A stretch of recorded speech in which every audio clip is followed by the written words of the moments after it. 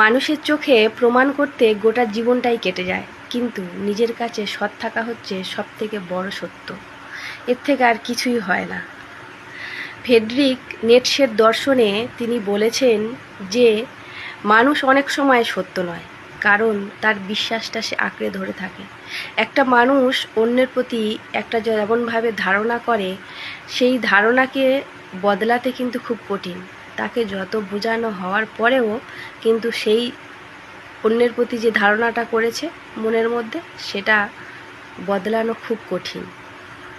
আবার Albert Einstein বলেছেন যে সমাজের তৈরি ধারণার বাইরে কিছু মানুষ সেটা সহজে মেনে নিতে পারে না। এছাড়া উইলিয়াম শেক্সপিয়ারের থিম থেকে এটা উঠে এসেছে যে যারা কম বোঝে তারাই বেশি বিচার করে, তাই তুমি ভালো হলেও তারা সেটা দেখতে পায় না।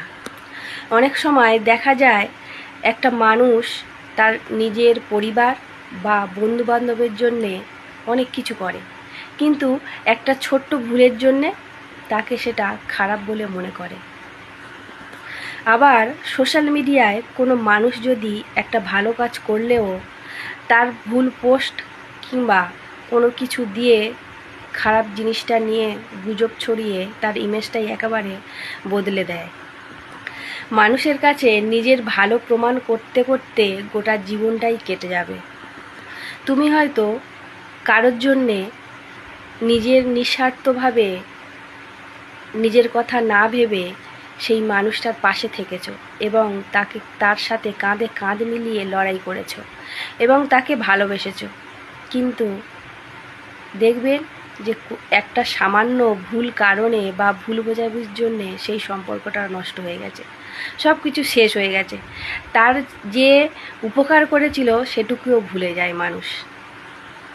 আর যে মানুষটাকে উপকার করেছিলে সেই মানুষটাই তোমার বিচার করবে আর তোমার প্রতি আঙুল তুলবে, তোমাকে প্রমাণ করতে চড়াবে, প্রমাণ করতে চাইবে, তোমার ভুলটা তুলে ধরবে এবং সেই মানুষটাই তোমাকে তোমার সেই ছোট্ট ছোট্ট ভুলগুলি তুলে ধরবে। তাই সত্যি কথা হচ্ছে, মানুষ তোমার ভালোটা যতটা না দেখে, দোষটা বা ভুলটা বেশি মনে রাখে।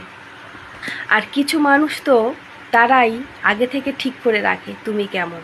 তুমি যতই তাদের কাছে প্রমাণ দাও না কেন, তারাই তোমাকে, তাদের চোখে তুমি কোনো দিন বদলাবে না। এবার নিজেকে প্রশ্ন করো, সবাইকে বুঝিয়ে প্রমাণ দেওয়ার কোনো দরকার নেই। প্রমাণ দেওয়ার লাভ কী? তুমি যেমন তেমনটাই থাকো, নিজের কাছে সৎ থাকো এবং নিজের বিবেকের কাছে ঠিক থাকো দিন শেষে। কারণ আপনি দিন শেষে আয়নার সামনে গিয়ে যে মানুষটাকে দেখো, সেই মানুষটা যেন ঠিক থাকে, সত্য থাকে। সবাইকে খুশি করারও কোনো দরকার নেই, করাও সম্ভব নয়। তাই নিজের আত্মাকে শান্তি রাখা হচ্ছে সবথেকে বড় জয়।